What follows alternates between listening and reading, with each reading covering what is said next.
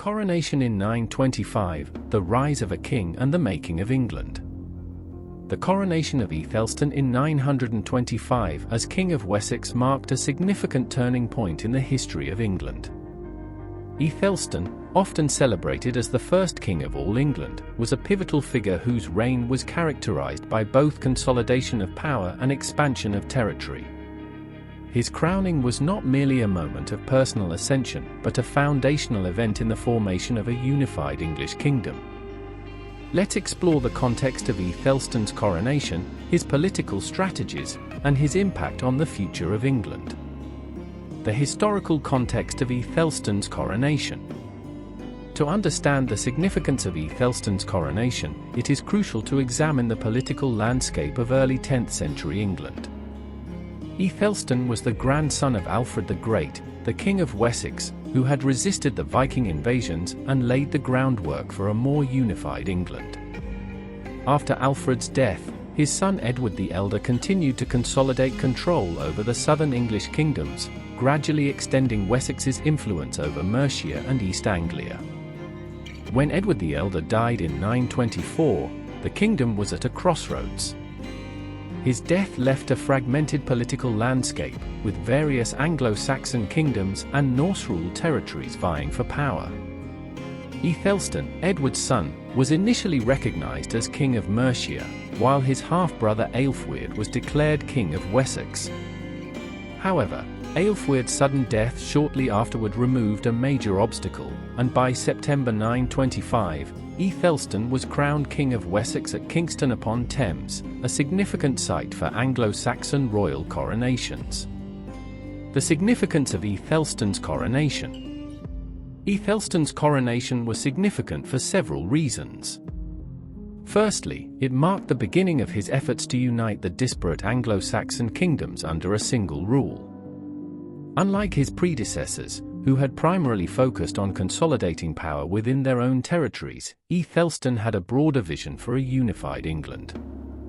His crowning as King of Wessex was a critical step in realizing this vision. Secondly, the coronation symbolized the growing importance of Wessex as the dominant kingdom in England. Under Æthelstan's rule, Wessex not only maintained its territorial integrity but also expanded its influence over Northumbria, East Anglia, and parts of the Danelaw, regions that had been heavily influenced or controlled by Viking forces. Æthelstan's ascension represented a shift from regional power struggles to a more centralized, cohesive form of governance. Moreover, Æthelstan's coronation can be seen as a moment of dynastic continuity. As the grandson of Alfred the Great, Æthelstan carried forward a legacy of resistance against Viking incursions and the aspiration for a united England. His coronation was, therefore, not just the crowning of a new king, but the reaffirmation of a broader political and cultural project initiated by his forebears. Political strategies and military campaigns. Following his coronation, Æthelstan quickly demonstrated his political acumen and military prowess. One of his first moves was to consolidate his authority over the various English kingdoms. In 927, he seized control of York from the Norse kings, thus bringing the last remaining Viking kingdom in England under his rule. This conquest effectively made Æthelstan the first Anglo-Saxon ruler to control all of England, earning him the title Rex Totius Britanniae, or King of all Britain. Æthelstan's reign was marked by several key military campaigns aimed at reinforcing his authority and expanding his influence beyond England. His most famous military achievement came in 937 at the Battle of Brunanburh, where he led a coalition of forces from Wessex and Mercia against an alliance of Norse, Scots, and Strathclyde Britons. The battle was a decisive victory for Æthelstan and is often considered one of the greatest military engagements of Anglo-Saxon England. It not only secured his position as the ruler of a unified England, but also demonstrated his ability to project power beyond his borders. However, Æthelstan's success was not solely due to his military endeavors. He was also a shrewd diplomat. He established a network of alliances through marriage and fostered relations with continental European powers, such as the French and German courts. These alliances helped secure his kingdom's borders and brought recognition of his authority from other European monarchs, further legitimizing his rule. Cultural and religious contributions. Beyond his political and military achievements, Æthelstan was a patron of learning, culture, and religion, which further cemented his legacy as a nation-builder. He was known for his support of the church, fostering a closer relationship between the monarchy and religious institutions. He established numerous monasteries and promoted the production of illuminated manuscripts, contributing to the cultural and spiritual life of the kingdom. Æthelstan's reign saw the production of some of the earliest examples of what can be considered English law. He presided over a series of law codes that sought to standardize legal practices across his domains. These codes covered a wide range of issues, from theft and property rights to the regulation of trade and the administration of justice.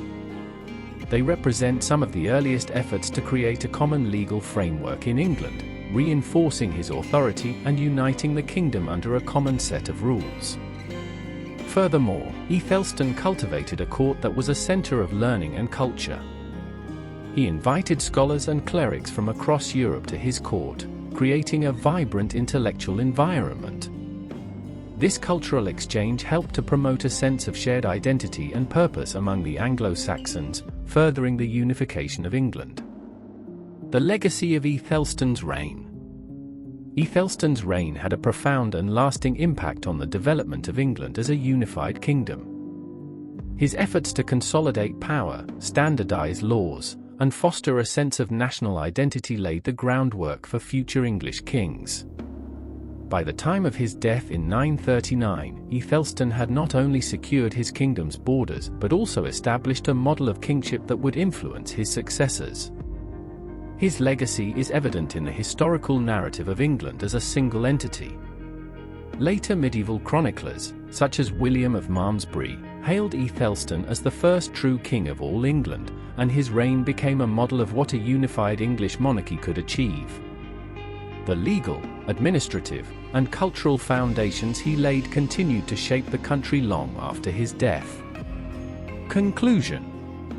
Æthelstan's coronation in 925 was more than the ascension of a new king, it was a pivotal moment in the creation of a unified English kingdom. His military conquests, political strategies, and cultural contributions all worked towards the goal of a single, centralized authority over the disparate Anglo-Saxon and Viking territories of England.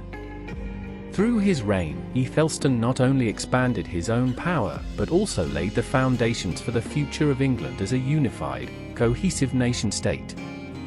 His impact is still felt today, not just in the history books but in the very concept of what it means to be an English nation. Thanks for listening. Like and comment. And please subscribe, as that will help us get more videos out to those interested in the Middle Ages. See you next time on Medieval Chronicles 1066. Stay curious.